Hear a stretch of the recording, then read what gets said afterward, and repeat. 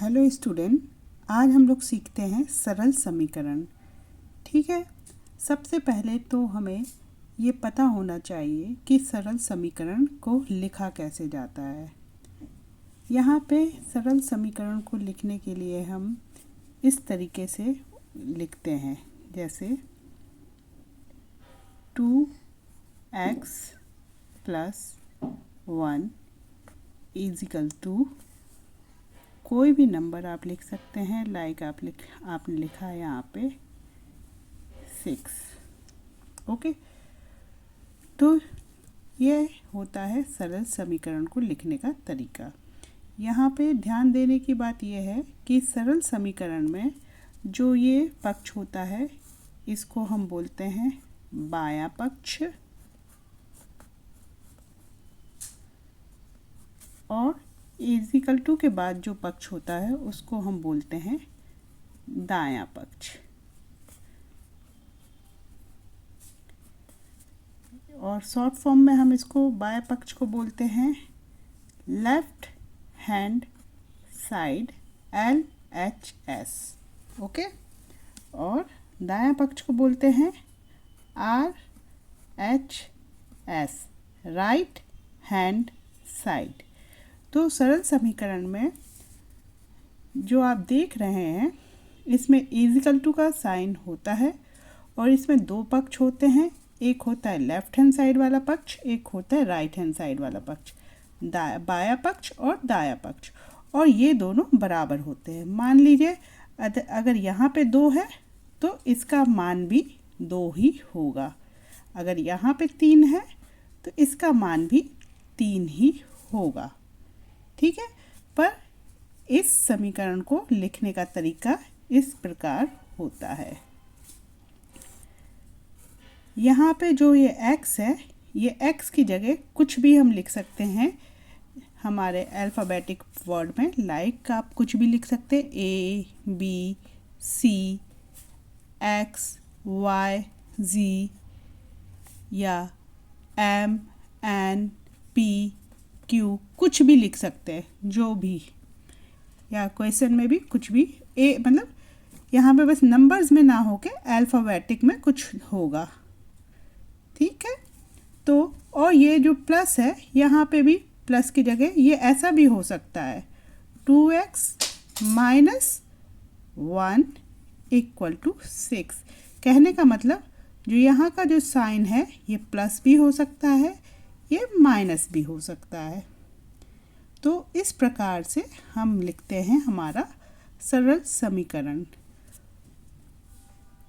ये तरीका होता है सरल समीकरण को लिखने का। आइए हम कुछ क्वेश्चन देखते हैं इसके ऊपर। जैसे ये यहाँ पे कुछ क्वेश्चन है, यहाँ पे समीकरण रूप में लिखिए। अब हमारा पहला क्वेश्चन है x के 3 गुणे और 11 का योग 32 है। ठीक है, यहाँ पे जो लिखा गया है हम वही करेंगे। जैसे सबसे पहले हमने इतना पढ़ा x के 3 गुणे, तो x का 3 गुना क्या हो गया, ये x है। अब इसका 3 गुना क्या होगा, इसमें 3 का गुणा कर दिया, ये x का 3 गुना हो गया। और 11 का योग x के 3 गुणे और 11 का योग 32 है। ठीक है, वैसे तो और का ही मतलब, जैसे ये हो गया एक 3x और 11 का योग, तो इसमें हमने 11 का योग कर दिया, = क्या हो गया, का योग 32 है। ठीक है, x के ये हो गया 3 गुणे और 11 का योग = 32। ये हमारी क्या बन गई, एक सरल समीकरण बन गया। ठीक है, अब जैसे हम दूसरा क्वेश्चन पे आए, यदि किसी संख्या के 6 गुणे में से आप 5 घटाएं तो 7 प्राप्त होता है। तो हमें वो संख्या पता नहीं है कौन सी संख्या है, तो हमने उसको मान लिया, वो संख्या मान लीजिए x है।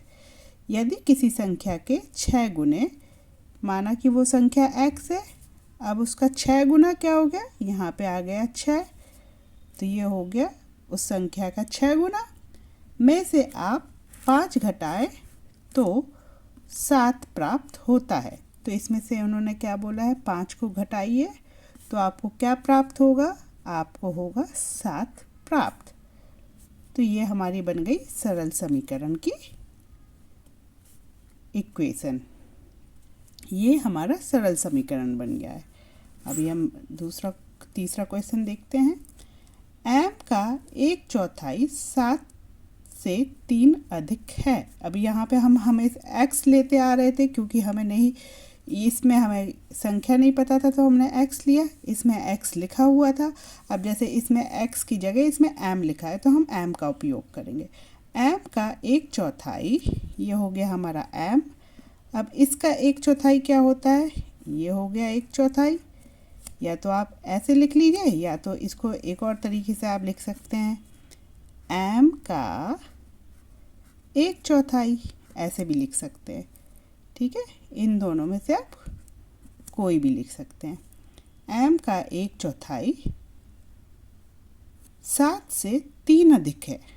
ठीक है, तो हमने लगाया यहाँ पे इक्वल टू का साइन, यहाँ पे लगाया 7 से 3 अधिक है। अधिक मतलब उसमें जोड़ते हैं तभी तो अधिक होता है। ठीक है, लेकिन अभी हम यहाँ पे जोड़ नहीं करेंगे, क्योंकि हमें इसको लिखना है एक इक्वेशन के सरल समीकरण के फॉर्म में लिखना है। तो हमने क्या करा, यहाँ पे लिखा m/4, इसका इसमें गुणा कर दिया, एक का m में गुणा करा m ही आया। और ये जो 7 है ये इसको अब हम इधर लेके आएंगे इस साइड, क्योंकि हमें समीकरण के फॉर्म में लिखना है। ये प्लस में, तो ये जब यहाँ प्लस फॉर्म में इधर है, जब ये यहाँ से राइट हैंड साइड से लेफ्ट हैंड साइड में जाती है तो अपने चिन्ह को चेंज करती है। अगर यहाँ प्लस है और ये यहाँ जाएगी तो ये माइनस में हो जाएगी, और अगर ये माइनस में होती और ये इधर से इस साइड जाती तो ये प्लस में हो जाती। चूँकि ये प्लस में है 7 और हम इस साइड लेके आ रहे हैं तो ये हमारी हो जाएगी माइनस में, और इजिकल टू 3 वैसे ही का वैसे ही ये हो गया 3। ये हमने प्लस का साइन नहीं लगाया, क्योंकि ये ऑलरेडी जिसके आगे कोई साइन नहीं होता वो प्लस का ही नंबर होता है। ठीक है, तो ये हमारी बन गई इस प्रकार सरल समीकरण की इक्वेशन, या सरल समीकरण का ये सरल समीकरण बन गई। ठीक है, अब आइए हम एक और क्वेश्चन करते हैं। किसी संख्या के तिहाई में 5 जोड़ने पर 8 प्राप्त होता है। अभी हमें नहीं पता ये कौन सी संख्या है। आप जैसे अभी तक हम x ले रहे थे, चलिए इस बार हम इन m ले लेते हैं। ठीक है, मान लीजिए वो संख्या है m के तिहाई में, आप m की जगह कुछ भी ले सकते हैं। चलिए अच्छा m नहीं लेते, आपका क्या मन है, a ले लेते हैं। ABCD A से चालू होती है, हमने a ले लिया। ठीक है, a किसी संख्या, ये वो संख्या हो गई, के तिहाई में, इसको हमने तिहाई कर दिया। ठीक है, मैं 5 जोड़ने पर, अभी हमने इसमें लीजिए 5 भी जोड़ दिया, हमें क्या प्राप्त होता है, 8 प्राप्त होता है। इक्वल टू कितना प्राप्त हो गया, 8 प्राप्त हो गया। अब इसको अच्छे से लिखना है, तो इसका इसमें गुणा किया, a/3 + 5 इक्वल टू 8। ये हमारी बन गई सरल समीकरण। मतलब कहने का मतलब ये है, जो हमारी सरल समीकरण की इक्वेशन होगी वो ऐसे ही बनेगी। यहाँ पे एक हमें अननोन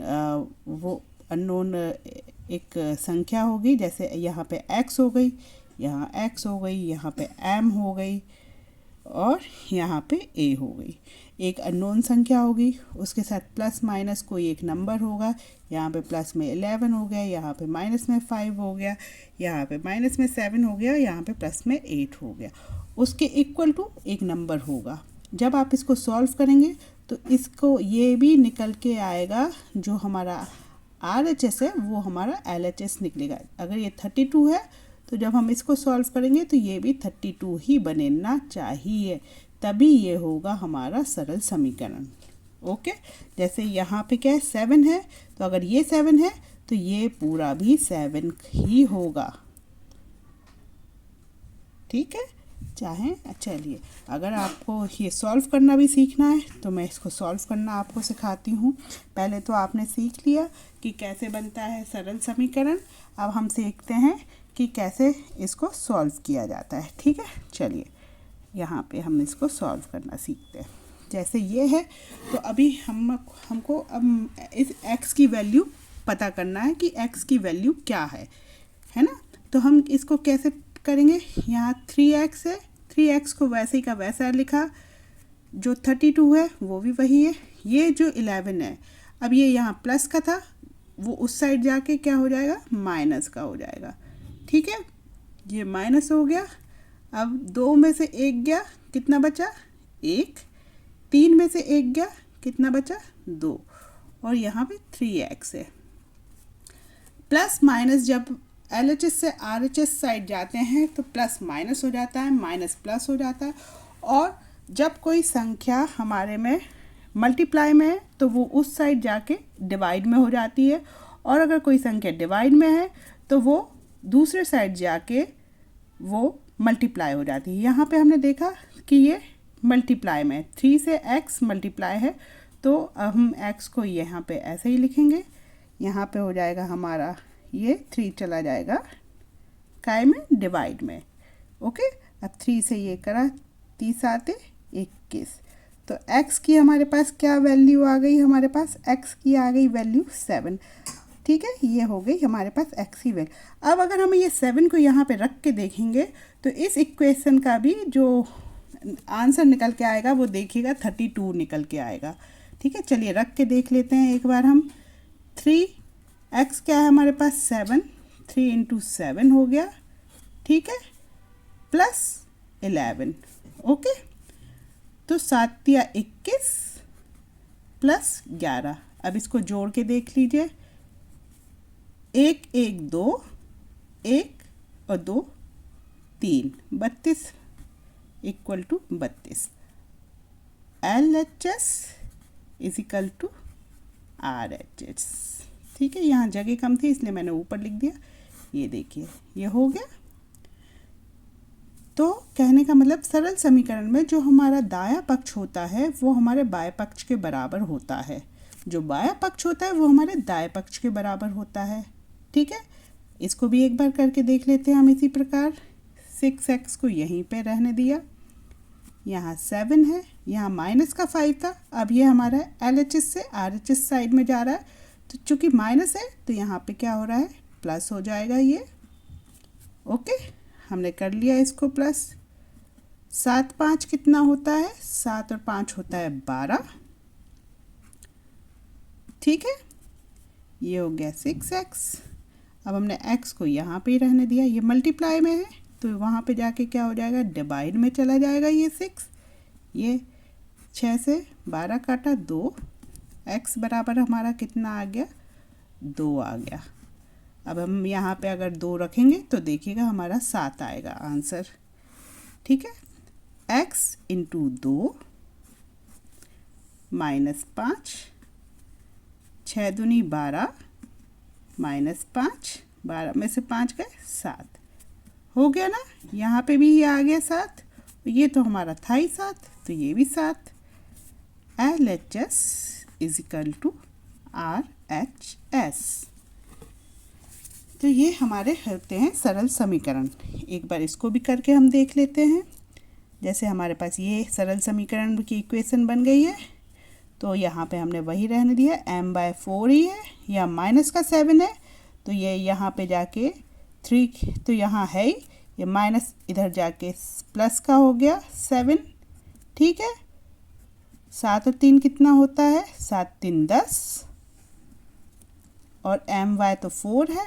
चूँकि अब यहाँ पे आप देखिए यहाँ मल्टीप्लाई में 4 है तो ये इस RHS में अब जाएगा, ये लेफ्ट हैंड साइड में है, तो ये जब दायां पक्ष में जाएगा तो ये क्या हो जाएगा, ये डिवाइड में है ना, तो ये मल्टीप्लाई हो जाएगा, 10 गुणा 4, तो क्या बन गया हमारा 40।